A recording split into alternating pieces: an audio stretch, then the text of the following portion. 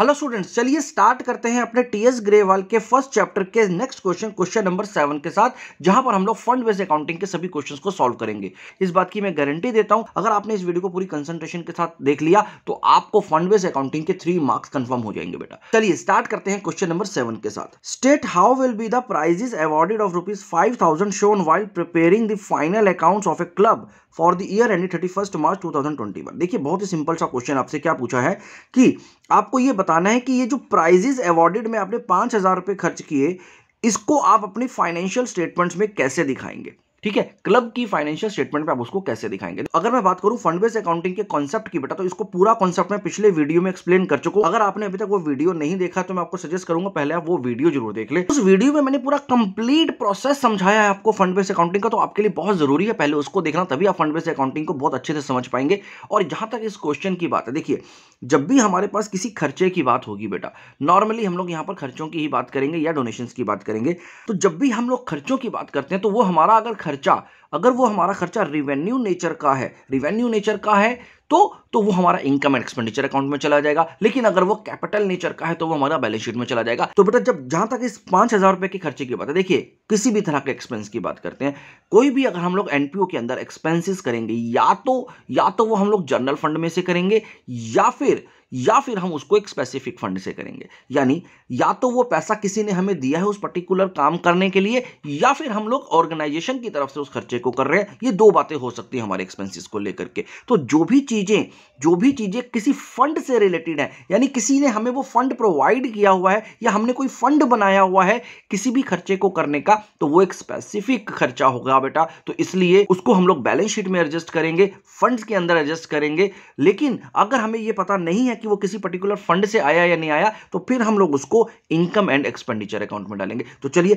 देखते हैं इसको कैसे प्रेजेंट करना है। तो बेटा यहां पर अब हम लोग क्योंकि इसको इनकम एंड एक्सपेंडिचर अकाउंट में डालने वाले हैं, तो देखिए आपके पास इस तरह से एक इनकम एंड एक्सपेंडिचर अकाउंट आपको बनाना है, फॉर्मेट बनाना है। और वहां पर एक्सपेंडिचर साइड पर यहां पर आप डाल देंगे प्राइज अवॉर्डेड, क्योंकि ये जो खर्चा हुआ है वो प्राइजेस को अवॉर्ड करते समय हुआ है 5,000 रुपीज का।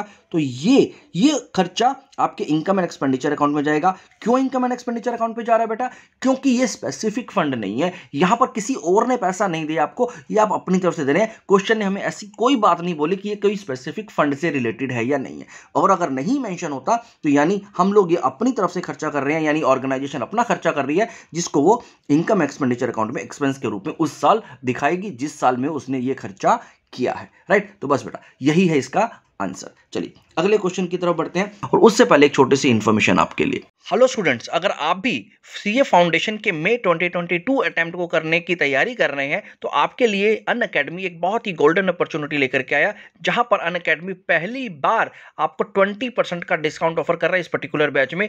ये बैच हमारा 2 फेब को स्टार्ट होने वाला है, और इस बैच में जो कि सुपर कमांडोज बैच है, बहुत ही एक्सपीरियंस्ड टीचर आपको पढ़ाएंगे। और सबसे बड़े एडवांटेज आपको जो यहाँ पर मिलने वाला है, लाइव इंटरेक्टिव क्लासेस के साथ साथ आपको रिकॉर्डेड लेक्चर्स भी मिलेंगे, बहुत सारा स्टडी मटेरियल जो कि पूरा अपडेटेड है, और मॉक टेस्ट पेपर्स भी मिलने वाले हैं।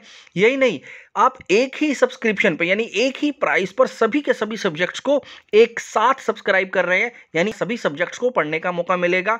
इसको करने के लिए आपको अनअकैडमी का लर्निंग ऐप डाउनलोड करना होगा और वहां पर सब्सक्राइब करना होगा, जिसके लिए आप मेरा कोड नीरज 2022 को यूज कर सकते हैं। अगर आप अपना सब्सक्रिप्शन 2 फेब तक कर लेते हैं तो आपको 20% का डिस्काउंट मिलेगा। अदरवाइज अगर आप उसके बाद करते हैं तो आपको सिर्फ 10% का डिस्काउंट मिलेगा। तो अभी आपको वेट नहीं करना है बेटा, और जल्दी से इसको सब्सक्राइब कर लेना है। सीए फाउंडेशन के जो नोट्स आपको मिलते हैं वो भी ऑन द गो होते हैं, आप अपने ऐप पर उसको यूज कर सकते। और यहां पर ये जो सीए फाउंडेशन का प्लस सब्सक्रिप्शन है, ये अलग अलग पैकेजेस के साथ है, जिसमें आप 6 मंथ्स, 12 मंथ्स और 24 मंथ्स का पैकेज ले सकते हैं। साथ ही साथ आप कॉम्बो सब्सक्रिप्शन प्लस भी ले सकते हैं, जिसमें आप CA foundation plus CA inter दोनों का प्लान एक साथ ले सकते हैं, और वहां पर आपको बहुत ज्यादा बेनिफिट मिलता है। हमारे इस कॉम्बो सब्सक्रिप्शन में सीए इंटरमीडिएट के भी बहुत सारे बेनिफिट इंक्लूडेड होंगे बेटा। और यहाँ पर ये जो आइकॉनिक प्रोग्राम है, जिसको हम लोग फ्लैगशिप प्रोग्राम के नाम से जानते हैं, वो सीए फाउंडेशन के स्टूडेंट्स के लिए एक तरह का वरदान है। बट इसके अलावा अनअकैडमी जल्दी ही लाइव मेंटरिंग प्लेटफॉर्म भी लेकर के आने वाला है, जहां पर आपको 1-to-1 लाइव मेंटरिंग कराई जाती है। और इस आइकॉनिक सब्सक्रिप्शन को भी आप 6 मंथ्स, 12 मंथ्स और 24 मंथ्स के सब्सक्रिप्शन प्लान से ले सकते हैं। चलिए बेटा आगे कंटिन्यू करते हैं हम अपने क्वेश्चन के साथ। क्वेश्चन नंबर 8,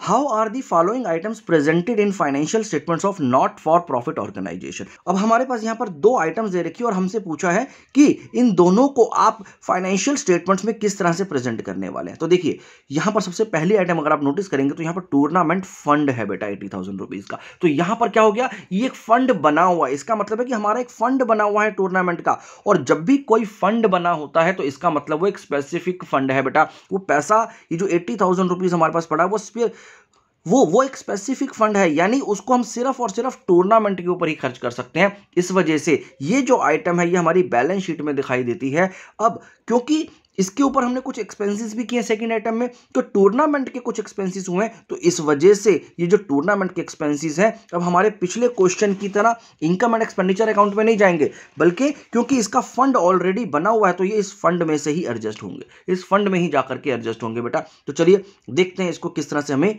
प्रेजेंट करना है बेटा। तो बेटा इस क्वेश्चन में अब हमें यहां पर बैलेंस शीट में वो सारा का सारा आंसर लिख कर देना है। क्यों? क्योंकि हमारे पास, जैसे कि मैंने अभी आपको बताया, हमारे पास एक स्पेसिफिक फंड है और जितना भी स्पेसिफिक फंड होते हैं वो हमारे लिए लायबिलिटीज होते हैं। तो हमें सबसे पहले उस फंड को यहां पर मेंशन करना होगा।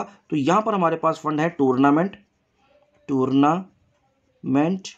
फंड, और इस फंड का जो ओपनिंग बैलेंस है बेटा हमारे पास, इसका जो ओपनिंग बैलेंस दे रखा है वो कितना दे रखा है, वो दे रखा है हमारे पास 80,000 रुपीज। वो 80,000 रुपीज का बैलेंस हमें यहां पर क्वेश्चन ने बताया है। और अब हमें इसके बाद आगे क्या बोला कि इस टूर्नामेंट पर हमारे 14,000 रुपीज का एक्सपेंसेस आए। तो जितना भी एक्सपेंसेस आपका एक स्पेसिफिक फंड से रिलेटेड आएगा तो वो एक्सपेंसेस अब हमारे इसी फंड में से कट जाएगा। तो अब हम इसमें से लेस कर देंगे बेटा, लेस कर देंगे जितना भी हमारा टूर्नामेंट का एक्सपेंस हुआ, और ये एक्सपेंस हुआ 14,000 रुपीज का।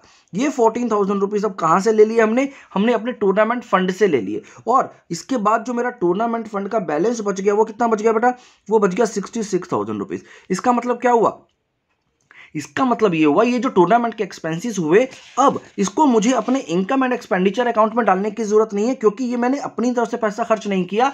ये पैसा मैंने कहां से लिया, जो टूर्नामेंट का फंड पड़ा था उसमें से ले लिया। तो बस यहां पर इसका ये ट्रीटमेंट होगा। तो देखिए आपने यहां पर दो क्वेश्चंस में दो बातें समझी।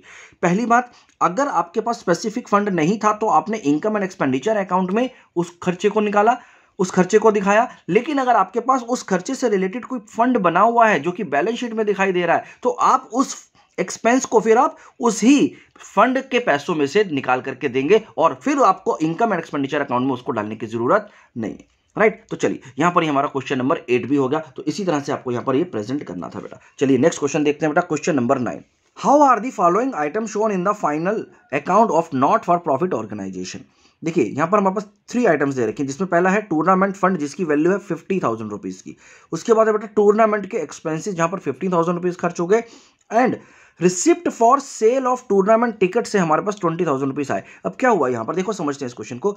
हमारे पास एक टूर्नामेंट का फंड बना हुआ है, ठीक है, जो किस लिए बनाया कि हमने टूर्नामेंट्स कराने होंगे जब भी, तो उसके लिए पैसा हमारे पास आया हुआ है। कहीं ना कहीं से स्पेसिफिक फंड है ये, तो यानी ये फंड हम सिर्फ टूर्नामेंट के लिए यूज कर सकते हैं, पहली बात। इस वजह से ये बैलेंस शीट में जाएगा, हमारे लिए एक लायबिलिटी है। टूर्नामेंट का एक्सपेंस हुआ 15,000 रुपीज, हम क्या करेंगे इसमें से काट लेंगे। अब ये क्या है, जब हम लोग टूर्नामेंट कराते हैं बेटा तो टूर्नामेंट के लिए हम लोग उसके टिकट्स को भी सेल करते हैं, राइट। और जितनी भी हमारी टिकट सेल हुई उससे हमें 20,000 रुपीज कलेक्ट हो गए, तो ये हमारी एक तरह की इनकम है। बट ये इनकम किस पैसों से आई इसको समझना होगा।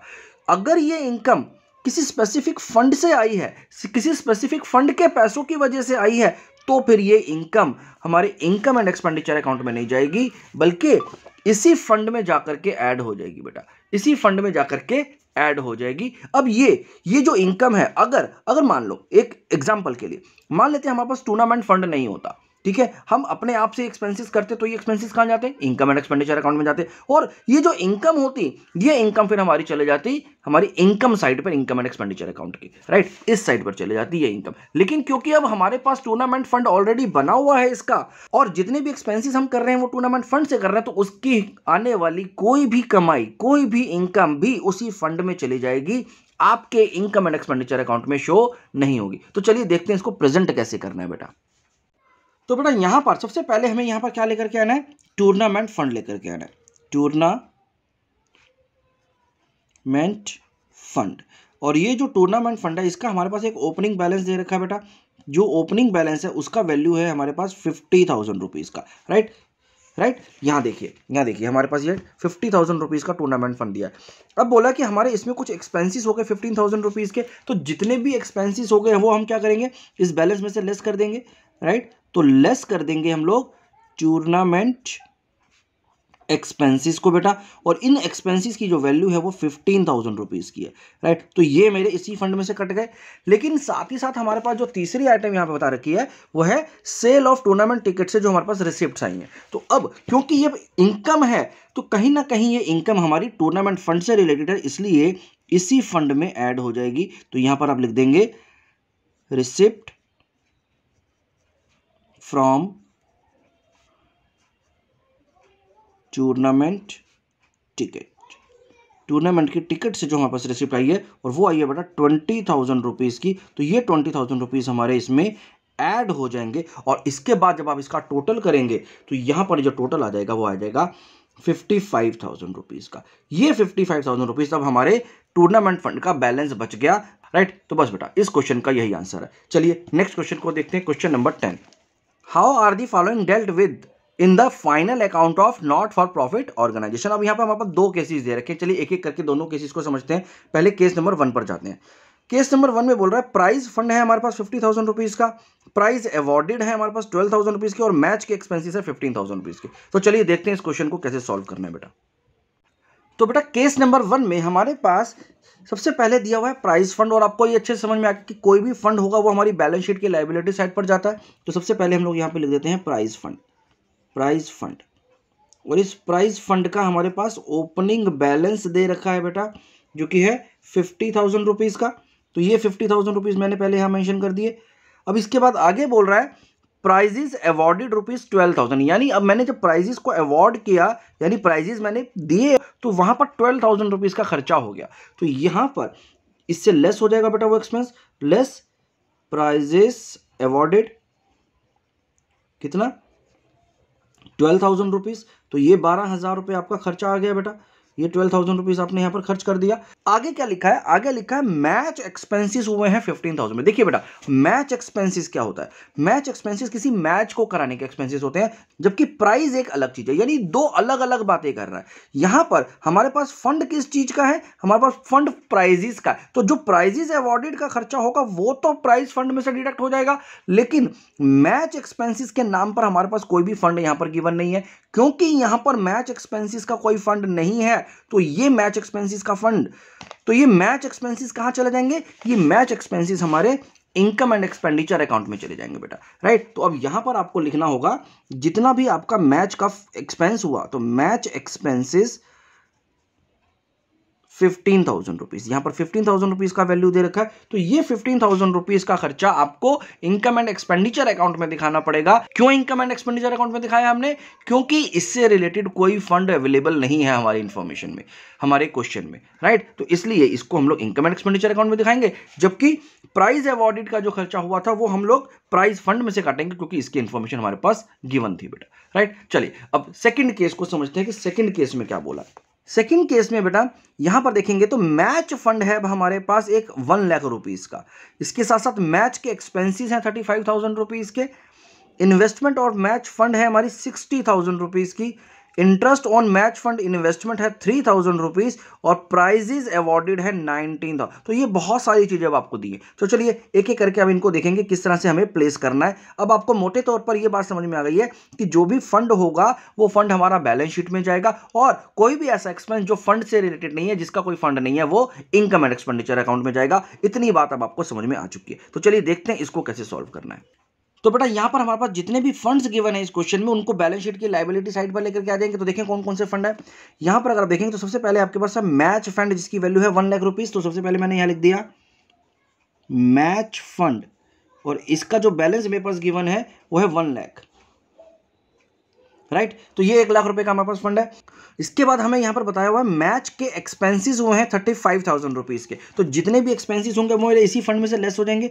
तो मैंने इसमें से लेस कर दिया मैच एक्सपेंसेस, और ये एक्सपेंसेस हुए मेरे 35,000 रुपीज़ के। तो यहाँ से मेरे ये लेस हो जाएंगे। आगे की इंफॉर्मेशन में बोला है इन्वेस्टमेंट ऑफ मैच फंड ₹60,000। इसका क्या मतलब है? देखिए, इसका मतलब ये है कि यहां पर ये जो मेरे पास पैसा पड़ा हुआ है 1 लाख रुपए जो फंड में पड़ा हुआ था, मैंने इस फंड में से कुछ पैसा 60,000 रुपीज, ये 60,000 रुपीज का अमाउंट की मैंने क्या कर ली, एक मैच फंड की इन्वेस्टमेंट ले ली। तो मैंने क्या किया, मैच फंड से एक इन्वेस्टमेंट ले लिया बेटा। अब इस इन्वेस्टमेंट का क्या मतलब है? देखिए, अभी तक ये मेरा पैसा एक बैंक अकाउंट में पड़ा था, अब वो बैंक अकाउंट में ना पड़ा होकर के मैंने कहां कर दिया, इन्वेस्टमेंट में शिफ्ट कर दिया, ताकि मुझे उसके कुछ रिटर्न्स मिल जाए। तो यहां पर अब जैसे ही मेरी इन्वेस्टमेंट आ गई बेटा, तो मैंने उस इन्वेस्टमेंट को अपने एसेट साइड पे रख दिया, क्योंकि investments are always assets, right. अब यहां पर ये जो इन्वेस्टमेंट आ गई है 60,000 रुपीज की, इसका मतलब ये नहीं है कि इस मैच फंड में से पैसा कम हो गया, मैच फंड का पैसा अभी भी उतना ही है, सिर्फ अब वो बैंक में ना पड़ा होकर के एक इन्वेस्टमेंट के रूप में पड़ा हुआ, बस इतना आपको समझना है। वो पैसा अभी भी मेरा मैच फंड से ही रिलेटेड है, यहां से लेस नहीं करना है मुझे, वो यहीं पर रहेगा। बस फर्क इतना हो गया कि अभी तक वो बैंक अकाउंट में पड़ा हुआ था, अब वो बैंक अकाउंट में ना पड़ा होकर के इन्वेस्टमेंट के रूप में पड़ा हुआ है। लेकिन ये फंड, ये जो पैसा है, ये रिलेटेड किससे है, मैच फंड से ही है। चलिए, तो यहां पर हमने ये इन्वेस्टमेंट की बात रखी। आगे देखें क्या है, interest on match fund investment 3,000। अब क्योंकि आपने यहां पर इन्वेस्टमेंट किया था बेटा, तो उस इन्वेस्टमेंट पर कुछ रिटर्न भी मिलेगा। अब जो भी रिटर्न इससे मिलेगा, जो भी इंटरेस्ट आपको इस इन्वेस्टमेंट में मिलेगा, वो आपकी कमाई तो हो रही है, लेकिन वो इनकम आप अपनी ऑर्गेनाइजेशन में नहीं डालेंगे। वो जितना भी कमाई हमारे को इसकी इन्वेस्टमेंट से हो रही है, वो पूरी की पूरी इसी फंड में ऐड हो जाएगी। तो मैंने यहां पर ऐड कर दिया बेटा, क्या ऐड कर दिया, इंटरेस्ट ऑन इन्वेस्टमेंट। कौन सी इन्वेस्टमेंट है बेटा, ये वही इन्वेस्टमेंट है जो कि हमने मैच फंड की थी, और इसमें हमें 3,000 रुपीज का इंटरेस्ट मिला था। तो ये 3,000 रुपीज मेरे इस फंड में ऐड हो गए बेटा। देखिए, अगर एक दूसरी कोई नॉर्मल इन्वेस्टमेंट होती जो कि किसी फंड के पैसों से नहीं की होती, ऑर्गेनाइजेशन ने अपने पैसों से की होती, तो उसका जितना भी इंटरेस्ट आता वो मेरा इनकम के रूप में आता, फिर वो मेरा इनकम के रूप में आता। लेकिन क्योंकि आपने मैच फंड के पैसे को इन्वेस्ट किया था, उससे आपको रिटर्न मिला है, तो वो इनकम भी मैच फंड में जाएगी, आपके इनकम के रूप में नहीं दिखाई देगी, इनकम एंड एक्सपेंडिचर अकाउंट में नहीं दिखाई देगी। चलिए, तो यहां पर हम लोगों ने इसको किया। आगे देखते हैं और आगे क्या बोला हुआ है।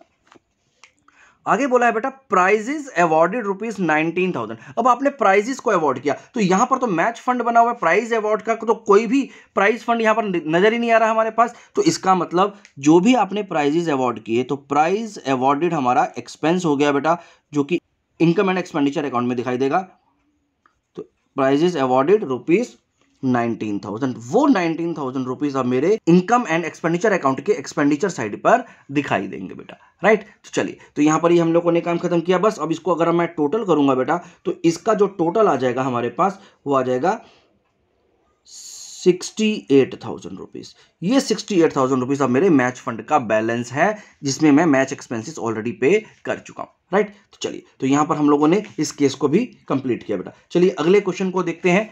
Question number 11, how the following items for the year ended 31 March 2019 will be presented in the financial statements of Isco club. अब देखिए, इस क्लब का क्या इंफॉर्मेशन हमारे पास दे रखा है। यहां पर हमें बोला है टूर्नामेंट फंड है बेटा, टूर्नामेंट फंड की इन्वेस्टमेंट है, इनकम है इस टूर्नामेंट फंड की इन्वेस्टमेंट से, और टूर्नामेंट फंड के एक्सपेंसेस हैं। और एक एडिशनल इंफॉर्मेशन में हमें बोला है कि interest accrued on tournament fund investment is ₹6,000। तो चलिए समझते हैं इसका मतलब क्या है। हम साथ साथ इसको लिखते हैं सॉल्यूशन के अंदर, और साथ साथ इनको एक एक करके समझेंगे भी। तो देखिए इसको कैसे प्रेजेंट करना है बेटा। तो देखिए बेटा, अब क्योंकि यहां पर हमारे पास सबसे पहले टूर्नामेंट फंड का एक बैलेंस बता रखा है 1,50,000 रुपीज का, तो इसे आपको कहां रखना है, लायबिलिटी साइड पे रखना है। तो यहां पर लिख देते हैं हम लोग टूर्नामेंट फंड जिसका बैलेंस हमारे पास गिवन है 1,50,000 रुपीज। 1,50,000 रुपीज का बैलेंस हमें यहां पर गिवन था, वो हमने यहां पर पहले मेंशन किया। आगे क्या इंफॉर्मेशन है, टूर्नामेंट फंड की एक इन्वेस्टमेंट करी है आपने 1,50,000 रुपीज, यानी आपने इस फंड को कहां डाल दिया, एक इन्वेस्टमेंट में डाल दिया। तो चलिए, क्योंकि आपने यहां पर इसकी एक इन्वेस्टमेंट खरीद लिया बेटा, तो वो इन्वेस्टमेंट मेरी यहां पर आ जाएगी टूर्नामेंट इन्वेस्टमेंट, और ये जो इन्वेस्टमेंट हुई है हमारी, वो हुई है 1,50,000 रुपीज की। तो यानी पूरा का पूरा फंड आपने इन्वेस्ट कर दिया है बेटा। अब इस इन्वेस्टमेंट के बाद आगे बोला है हमारे पास कि इनकम फ्रॉम टूर्नामेंट फंड की जो इन्वेस्टमेंट है वो 18,000 रुपीज। अब यहां से हमारे पास एक 18,000 रुपए का इंटरेस्ट आ रहा है बेटा, यानी इस इन्वेस्टमेंट पर हमारे को इनकम हो रही है 18,000 रुपीज की, और ये इनकम अब कहां जाएगी, यस बिल्कुल सही समझे आप, इसी फंड में जाएगी। राइट। तो यहां पर हम लोग ऐड कर देंगे, तो ऐड मैंने यहां पर कर दिया इनकम फ्रॉम इन्वेस्टमेंट, और ये जो इनकम फ्रॉम इन्वेस्टमेंट है वो है 18,000 रुपीज बेटा, 18,000 रुपीज की हमारी यहां पर इनकम हो गई है। आगे देखते हैं और क्या बोला है। इसके बाद हमें बोला है टूर्नामेंट के एक्सपेंसेस हुए हैं 12,000 रुपीज के, 12,000 रुपीज के मेरे टूर्नामेंट के एक्सपेंसेस हैं जो कि मेरे यहां से लेस हो जाएंगे बेटा। तो मैंने यहां से लेस कर दिए टूर्नामेंट एक्सपेंसेस, और ये एक्सपेंसेस हुए हैं 12,000 रुपीज के, तो ये 12,000 रुपये मेरे यहां से लेस हो जाएंगे, राइट। देखिए आगे और भी कुछ इन्फॉर्मेशन दे रखी थी बेटा।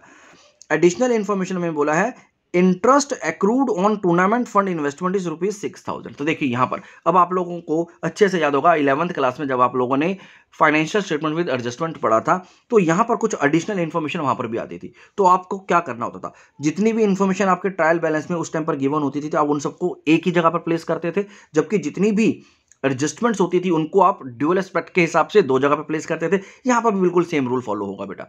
यहां पर इसका मतलब पहले क्या है ये समझते हैं। Interest accrued on tournament fund investment, अब जितना भी इंटरेस्ट आपका एक्रूड है, मतलब आपको इस इन्वेस्टमेंट पे अभी 6,000 रुपीज और मिलना बाकी है बेटा, जो अभी मिला नहीं है वो भी आपको मिलना बाकी है, वो इसी साल का है, राइट। क्योंकि वो ये 6,000 रुपीज भी इसी साल का इंटरेस्ट है जो कि आपको मिलना बाकी है, तो ये इसी साल की इनकम में दिखाई देगा, राइट। तो मैं क्या करूंगा, यहां पर एडिशनली और ऐड कर दूंगा क्या बेटा, जितना भी हमारा एक्रूड इंटरेस्ट होगा, एक्रूड इंटरेस्ट, और ये एक्रूड इंटरेस्ट है बेटा 6,000 रुपीज का, राइट। ये 6,000 रुपीज मेरे इस फंड में ऐड हो जाएंगे। ऑल्दो मुझे अभी मिले नहीं है, क्योंकि मिले नहीं है इस वजह से मैंने इसको अपने एसेट साइड पे रख दिया। क्या किस नाम से मैंने रख दिया यहां पर, accrued interest on tournament investment, tournament investment के नाम से ये 6,000 रुपीज मैंने एसेट साइड पर डाल दी, क्योंकि अभी ये मुझे मिले नहीं है तो इसलिए ये मेरा एसेट हो गया। लेकिन ये जो इंटरेस्ट है वो मेरा इसी साल से रिलेटेड है, इसलिए मैंने इस साल की इनकम में यहां पर इसको ऐड करा और इस फंड में इसको डाल दिया बेटा। और अब मैं इसको टोटल कर सकता हूं, क्योंकि मैंने सारी चीजों को यहां पर कंसीडर कर लिया। तो जब आप इसका टोटल करेंगे तो आपके पास ये टोटल आ रहा है बेटा 1,62,000 रुपीज का। ये 1,62,000 रुपीज अब आपके टूर्नामेंट फंड का बैलेंस है, और यहां पर टूर्नामेंट की इन्वेस्टमेंट और 6,000 रुपीज आपका इंटरेस्ट जो कि आपको मिलना बाकी है वो आपने एसेट साइड में रख दिया। बस बेटा ये हो गया इस क्वेश्चन का पूरा आंसर। आई होप आपको ये क्लियरली समझ में आ गया होगा। चलिए आगे देखते हैं क्वेश्चन नंबर 12। तो बेटा क्वेश्चन नंबर 12 में how will the following items be presented in the income and expenditure account of a club for the year ended 31st March 2019 and balance sheet as on that date। अब हमसे ये पूछा है कि ये जितनी information है ये हमारी इनकम एंड एक्सपेंडिचर अकाउंट और बैलेंस शीट में किस तरह से प्रेजेंट होगी। तो देखिए एक एक करके हम लोग इसको समझेंगे और पता चल जाएगा हमें कि कौन सी item income and expenditure account में जाने वाली है और कौन सी बैलेंस शीट में जाने वाली है। तो देखिए यहाँ पर सबसे पहले यहां पर देखा टूर्नामेंट फंड दिया हुआ है 1 अप्रैल 2018 का, यानी यहां पर इस ईयर का ओपनिंग बैलेंस है जो मेरा टूर्नामेंट फंड का वो 3 लाख रुपीस है। इसके बाद हमें बोला 10% tournament fund investment on 1 April 3 lakh rupees. यहां पर अब इसने क्या बोला कि हमने 3 लाख रुपए की एक इन्वेस्टमेंट कर दी है जिस पर हमें 10% का इंटरेस्ट मिलना है बेटा, राइट। इस 10% का मतलब क्या हुआ कि इस इन्वेस्टमेंट पर मुझे 10% मिलना है, तो ये मेरी इन्वेस्टमेंट हो गई। Interest received on tournament fund investment is 30,000, तो देखो आपको 30,000 रुपीज मिल गया। अब यहां पर एक चीज गौर करनी है हमेशा आपको 10% का इन्वेस्टमेंट पर इंटरेस्ट मिलना था, तो आपको यहां पर इंश्योर करना है कि क्या आपको पूरा 10% मिला नहीं मिला। हाँ जी, मुझे यहां पर पूरा 10% मिल रहा है। 30,000 रुपीज 3 लाख रुपीज का 10% होता है। अगर वो 10% नहीं मिल रहा होता तो हम उसको एक्रूड इंटरेस्ट मान करके उसमें ऐड करते बेटा। चलिए आगे देखते हैं सेल्स ऑफ टूर्नामेंट टिकट। अब सेल्स ऑफ टूर्नामेंट टिकट से हमारे पास 75,000 रुपीज रिसीव हो रहे हैं बेटा, ये हमने सेल करा है। और टूर्नामेंट प्राइज अवॉर्डेड हमारे 60,000। तो ये सारी की सारे आइटमें जितनी भी आपने आइटमें पढ़ी वो सबके सब किससे रिलेटेड है बेटा, ये सारी की सारी आइटमें रिलेटेड है आपके टूर्नामेंट फंड से रिलेटेड। तो चलिए देखते हैं इसको किस तरह से प्रेजेंट करेंगे। तो बेटा अब यहां पर हमें सब कुछ बैलेंस शीट में लिखना है, क्योंकि हमने सब कुछ चेक कर लिया कि सभी की सभी आइटमें हमारी टूर्नामेंट फंड से रिलेटेड है। तो टूर्नामेंट फंड जो है हमारे पास 3 लाख रुपीज का, तो सबसे पहले आप यहां पर ये मेंशन कर देंगे। तो ये आ गया हमारे पास टूर्नामेंट फंड जिसमें 3 लाख रुपीज का ओपनिंग बैलेंस है। इसके बाद हमें यहाँ पर क्या बोला है, इसके बाद हमें यहाँ पर बोला है 10% का टूर्नामेंट फंड इन्वेस्टमेंट किया है हमने 1 अप्रैल को, वो भी 3 लाख रुपीस का। तो यहाँ पर अब हमारे पास इन्वेस्टमेंट आ जाएगा, यहाँ पर आप लिख सकते हैं पूरा का पूरा ऐसे ही 10% टूर्नामेंट इन्वेस्टमेंट, और इसकी भी वैल्यू है 3 लाख, राइट। तो ये हम लोगों ने दूसरा प्लेसमेंट कर दिया। आगे क्या है, इसके बाद हमारे पास बताया है कि इंटरेस्ट रिसीव्ड हुआ है हमारे को टूर्नामेंट फंड की इन्वेस्टमेंट पर 30,000 रुपीज। तो जो भी आपको इंटरेस्ट मिलेगा वो अब कहां पर आ जाएगा, क्योंकि फंड से रिलेटेड इन्वेस्टमेंट की थी आपने, तो वो उसका जो फायदा होगा वो भी फंड को ही मिलेगा। तो interest on tournament investment 30,000 rupees यहां पर मिल गया आपको, ये ऐड हो जाएगा मेरे फंड के अंदर ही बेटा। आगे देखते हैं क्या है, sale of tournament ticket 75,000 rupees. अब हमने टिकट को सेल किया तो सेल ऑफ टूर्नामेंट टिकट्स, और उससे हमारे पास 75,000 रुपीज का रिसिप्ट आया बेटा, राइट। तो यहां पर वो ऐड हो जाएगा हमारे इस टूर्नामेंट फंड के अंदर। और एक लास्ट आइटम है जिसमें हमें बोला है टूर्नामेंट फंड अवॉर्डेड ₹60,000। अब 60,000 रुपए के टूर्नामेंट फंड का आपने अवार्ड दिया है प्राइजेस का। तो यहां पर क्योंकि टूर्नामेंट प्राइज अवॉर्डेड लिखा है तो वो टूर्नामेंट से रिलेटेड है, इसलिए उसको हम लोग यहां से लेस कर देंगे, लेस टूर्नामेंट अवार्ड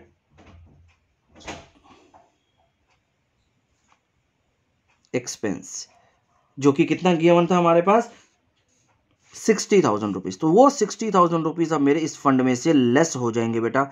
और यहां पर हमने इस क्वेश्चन में जितनी भी इंफॉर्मेशन गिवन थी उन सबको यहां पर मेंशन कर लिया बेटा, बस खत्म हो गया है काम। अब आप उसको टोटल करेंगे जब, तो आपके पास तो यहां पर आपको लाइन खींचना था बेटा, तो जो आपका टोटल आ जाएगा यहां पर वो कितना आ गया बेटा, वो टोटल आ गया अब आपके पास 3,45,000 रुपीज।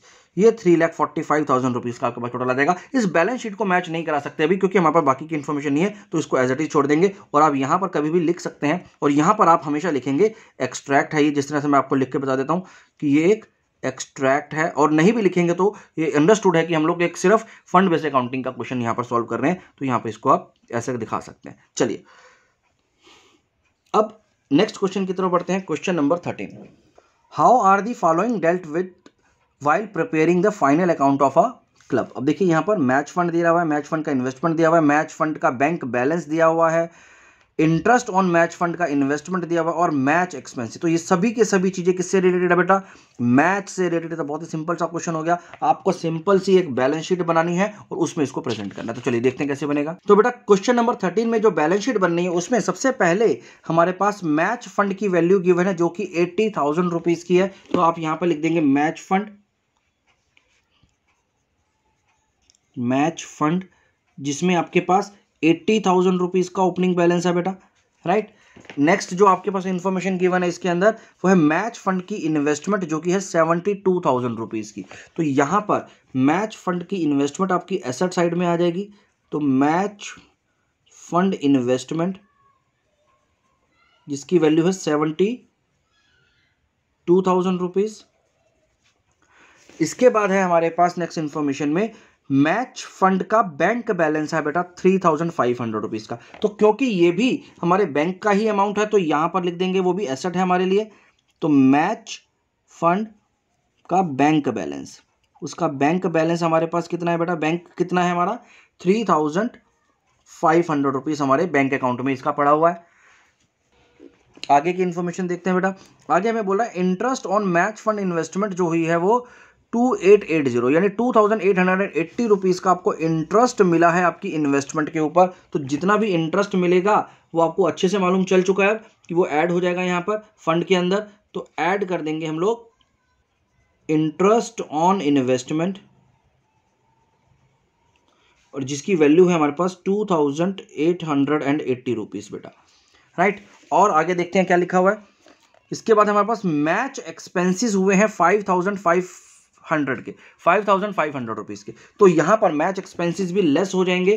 तो यहां से अब आपको लेस करना होगा मैच एक्सपेंसिस बेटा, और इसकी जो वैल्यू आपके पास आई है वो 5500 रुपीज़ की आई है क्वेश्चन में, तो इसको हम लोग यहाँ से लेस कर देंगे। बस बेटा काम खत्म हो गया। अब अगर अब यहाँ पर देखेंगे तो और कोई इन्फॉर्मेशन ऐसी नहीं है जो कि पेंडिंग हो, तो हमने सब कुछ यहाँ पर ले लिया है। जब आप इसको टोटल करेंगे तो आपके पास जो टोटल आ रहा है बेटा यहाँ पर वो आ रहा है 77,380 रुपीज़ का। दैट्स इट बेटा, खत्म हो गया ये काम भी, बस इसके आगे आपको कुछ नहीं करना है।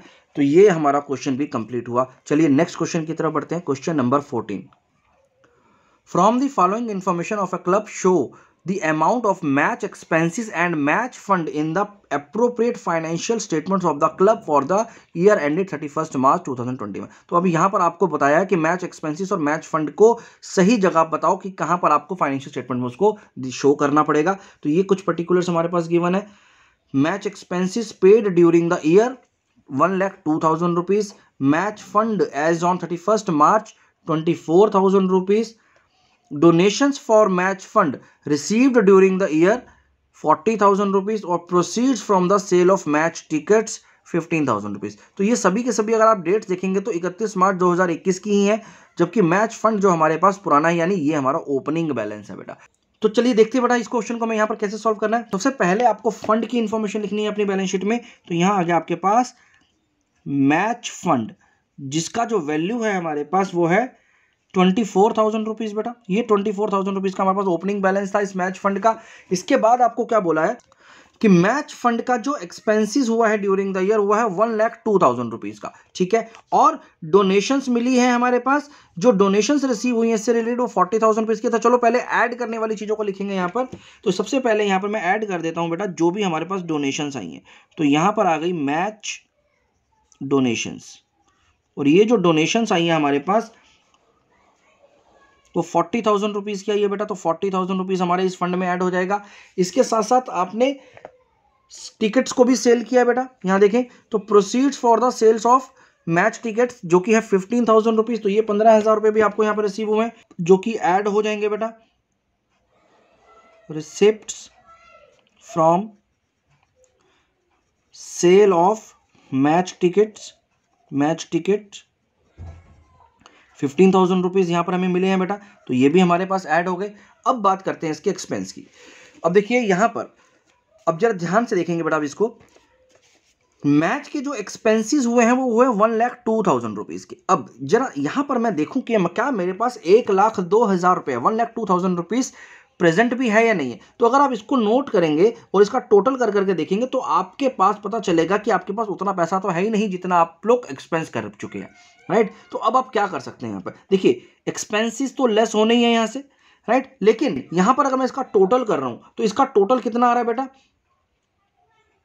इसको टोटल करने से मेरे पास वैल्यू आ रही है 79,000 रुपीज की, राइट। यानी मेरे पास जो मेरा फंड है, मैच फंड है, उसमें अभी तक टोटल सब कुछ मिलाकर के, चाहे वो डोनेशंस हो चाहे वो सेल्स ऑफ टिकट हो, उसको मिलाकर के 79,000 रुपीज ही है, राइट। जबकि मेरा खर्चा कितना हो गया 1,02,000 रुपये। तो क्या आप इस 79,000 रुपीज में से 1,02,000 रुपये दे सकते हैं? जी नहीं, बिल्कुल नहीं दे सकते।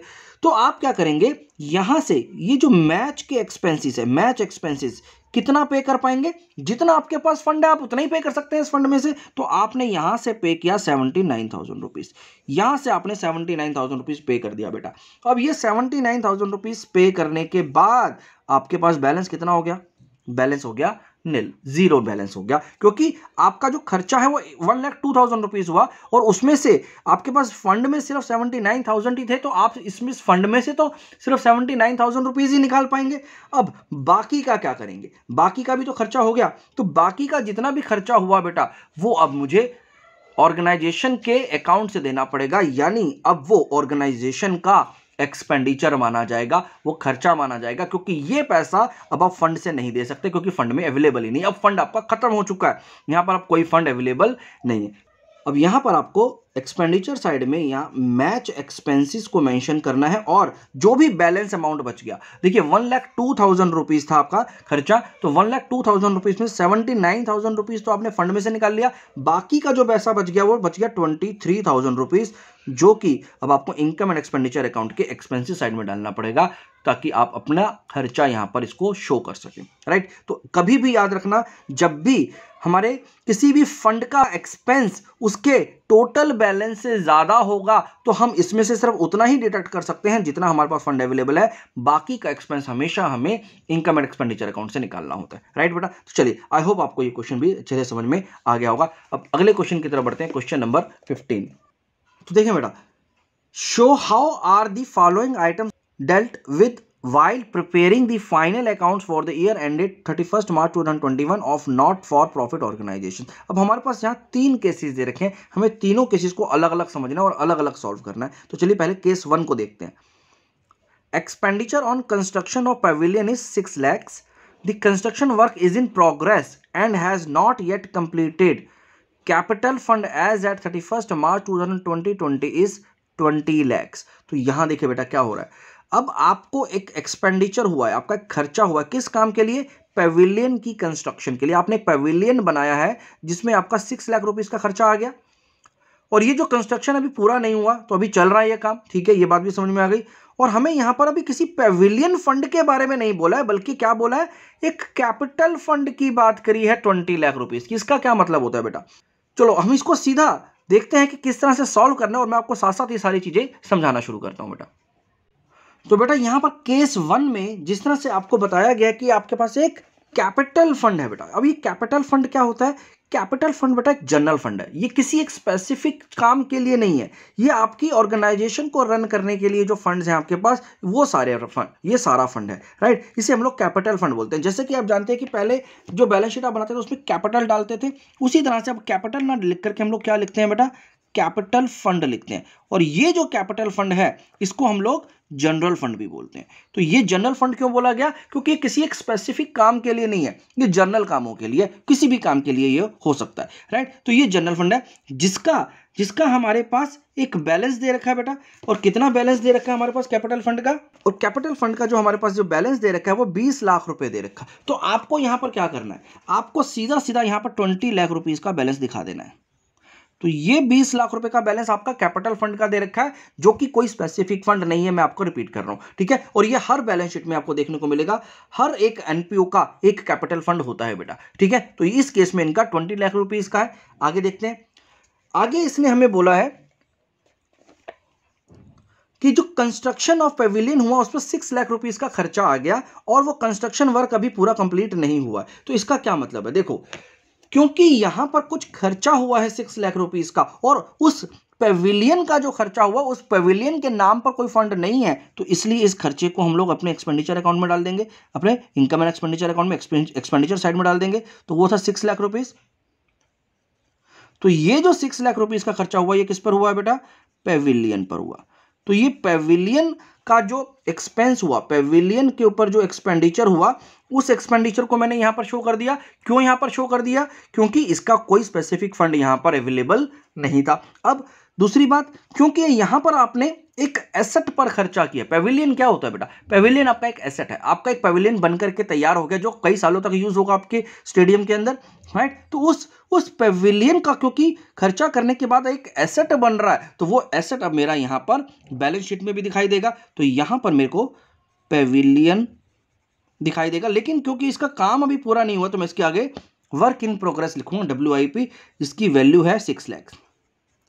तो ये 6 लाख रुपए जो हमारा खर्च हुआ था बेटा, उस 6 लाख रुपीस से अब हमारा एक एसेट बन करके रेडी हो रहा है, जो कि पूरा नहीं बना है, लेकिन जितना भी वैल्यू उस पर लग चुका है, जितना भी एक्सपेंस हो चुका है, उतनी वैल्यू का एसेट आपको यहां पर शो करना पड़ेगा। और इस तरह का एक पूरा कॉन्सेप्ट मैंने अपने पिछले वीडियो में समझाया है, तो मैं चाहूंगा आप उसको एक बार जरूर देखें। सारे कॉन्सेप्ट को समझने के लिए बहुत ही अच्छे एग्जाम्पल के साथ वहां पर बताया हुआ है, तो आप उसको एक बार जरूर देखें बेटा, जिसका लिंक मैंने यहां पर ऊपर दिया हुआ है बेटा।